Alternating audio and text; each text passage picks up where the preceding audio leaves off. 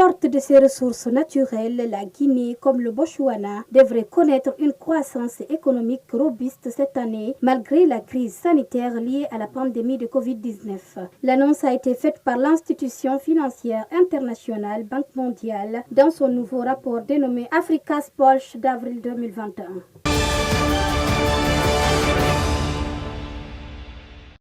Le directeur de l'enseignement secondaire général a apporté des précisions sur la polémique de rejet des candidatures aux différents examens nationaux session 2021.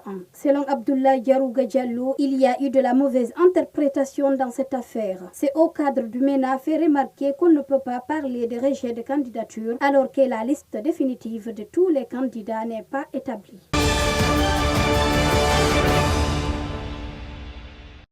Une mission conjointe de l'Organisation des Nations Unies pour l'alimentation et l'agriculture et de la plateforme One Health a effectué un déplacement à Gouéké, épicentre de l'épidémie d'Ebola en Guinée. Cette mission dépêchée dans la région forestière est chargée de faire des investigations pour connaître l'origine de cette nouvelle épidémie d'Ebola dans le sud du pays.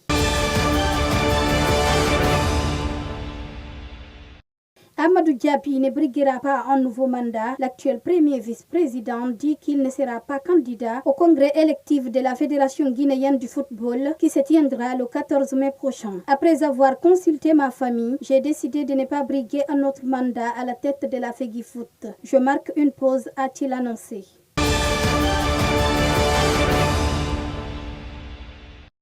Les Béninois sont appelés aux urnes le 11 avril pour élire leur prochain président. L'opposition dénonce un scrutin verrouillé et taillé sur mesure pour satisfaire aux ambitions du président sortant, car plusieurs opposants majeurs ont été écartés de la course. Patrice Talon est candidat à sa propre succession, revenant sur sa parole de ne pas briguer de deuxième mandat, lui qui avait promis de se contenter d'un seul.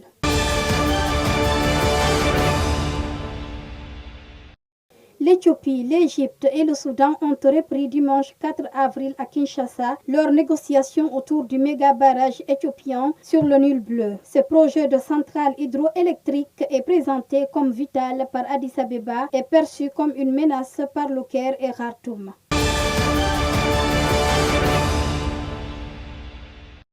En Jordanie, le prince Hamza refuse de se plier à son assignation à résidence. Le demi-frère du roi Abdallah II est accusé d'avoir participé à une tentative de déstabilisation du royaume à des réunions critiques des autorités en place. Une quinzaine de personnes ont été arrêtées samedi. Lui tente de se défendre malgré des moyens de communication réduits.